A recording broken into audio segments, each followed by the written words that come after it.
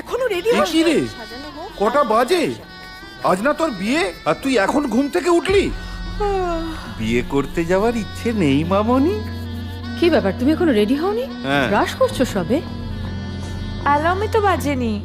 বাবা বকো না প্লিজ, তাড়াতাড়ি রেডি হয়ে যাচ্ছি। শিগগির রেডি হ। দিশানি, তুমি এদিকে কোথায় যাচ্ছ? ফুল তুলতে। ফুল তুলতে তুমি? আমাকে যে বাড়িতে পাঠাচ্ছ, বরটা ছাড়া সবাই তো ডাকাত, তাই এখন থেকে ডাকাত কালীরই পুজো করতে হবে। ভাবলাম ডাকাত কালীর পুজো করেই গায়ে হলুদে বসবো। আরে মিষ্টি মিষ্টি গুলো পাঠান। কি করছেন কি? আত্মীয় স্বজন এসে যাচ্ছে বাড়িতে, একটু তাড়াতাড়ি করুন দাদা। চলো চলো।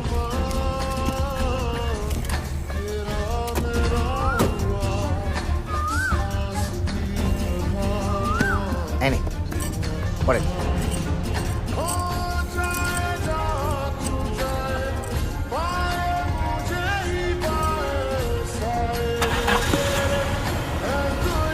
ছোট মা, ছোট মা, এই ছোট। কি হয়েছে কি? দিশানি দিদি ঘরে নেই। হ্যাঁ? ছোট বেনারসিটাও নেই, গয়না গাটি কিচ্ছু নেই। মানে এতক্ষণে বোধহয় দীপ আর দিশানি মুম্বাই ট্রেনে উঠে পড়েছে। কি? তুই কি করে জানলি? কি করে আবার?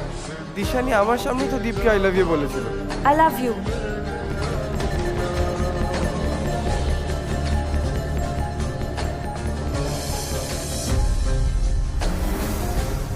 এই জানতিস তো আগে বলিসনি কেন? কেন আবার? প্রেমে বাধা দিলে কি হয় জানো না? পরের জন্মে শক্তি কাপুর হয়ে জন্মাতে হয়। ভালোই হয়েছে। কিচ্ছু ভালো হয়নি, কিচ্ছু ভালো হয়নি স্যার। ওই ড্রাইভারটার জন্য প্রথমে যুধিষ্ঠির বাবুর মুখ পুড়লো, তারপরে আপনাদের মুখ পুড়লো। এখন যদি ঘরের মেয়ের মুখ পড়ে তবে কি আপনাদের চোখ খুলবে? আপনি ভেবে দেখুন, এখন ওই সাংঘাতিক লোকটা যদি এসে শোনে ঘরের মেয়ে মুম্বাই পালিয়েছে, তাহলে তিনি কি ছেড়ে দেবেন? ক্ষমা করবেন আমাদের? ক্ষমা আমি একবারই করি, আর না শুধরলে শেষ করে দিই। আয় স্টেশনে চল, ওর লাশ চাই আমি। সর্বনাশ।